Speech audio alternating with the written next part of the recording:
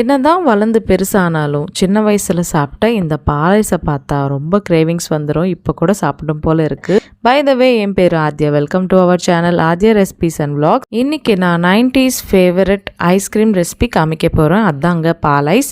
இது பண்ணுறது ரொம்ப ஈஸி, நிறைய பொருட்களெல்லாம் தேவையில்லை. ஆனால் டேஸ்ட் ரொம்ப நல்லா இருக்கும்ல. நீங்கள் கூட 90s கிட்டாக இருந்தால் எனக்கு கமெண்ட் பண்ணிக்கோங்க. இந்த பால் ஐஸ் ரெசிபி ரொம்ப ஈஸியாக இருக்கும். எப்படி பண்ணுறதுன்னு காமிக்கிறேன். ஒரு கிண்ணம் எடுத்துகிட்டு ஒரு 3 கப் அளவுக்கு பால் ஊற்றிக்கலாம். இந்த பால் மெஷர்மெண்ட் வந்து ஒரு 750 ml இருக்கும். இதுக்கு ஒரு 1/4 கப்பு சுகர் சேர்த்துக்கலாம். அது கூடவே ஒரு 1/4 கப் மில்க் பவுடர் சேர்த்துக்கிட்டேன். மில்க் பவுடர் வந்து ஆப்ஷனலுங்க, சேர்த்துக்கிட்டால் ரொம்ப டேஸ்ட்டாக இருக்கும்.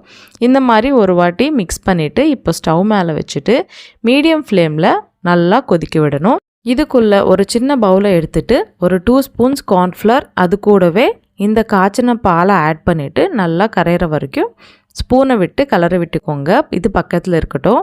இப்போ நல்லா பால் கொதிக்குதில்ல, இப்போ நம்ம கார்ன்ஃப்ளவர் மிக்ஸை இதில் ஆட் பண்ணிக்கணும். இந்த கார்ன்ஃப்ளவர் மிக்ஸை சேர்த்துக்கிட்டு நல்லா ஸ்பூனை விட்டு கலரை விட்டுக்கிட்டே இதெல்லாம் பாயில் ஆகணும். இந்த பால் கன்சிஸ்டன்சி கொஞ்சம் திக்காக ஆகணுங்க. அது வரைக்கும் மீடியம் ஃப்ளேமில் நல்லா கொதிக்கட்டும்.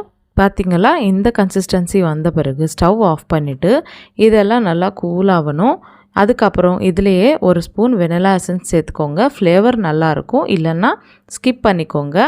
இதெல்லாம் கூட ஆறிடுச்சு. இப்போ இந்த மாதிரி ஐஸ்கிரீம் மவுல்ஸ் இருந்தால் அதில் ஸ்டிக்ஸ் வச்சுட்டு நம்ம ரெடி பண்ணிக்கிட்ட இந்த பாலை ஆட் பண்ணிக்கலாம்.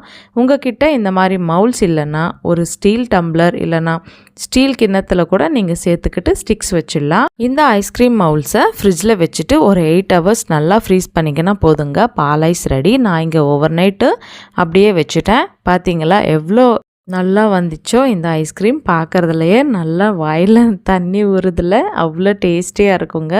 நீங்களும் கண்டிப்பாக ட்ரை பண்ணிவிட்டு எப்படி வந்துச்சோ எனக்கு கமெண்ட் பண்ணுங்கள்.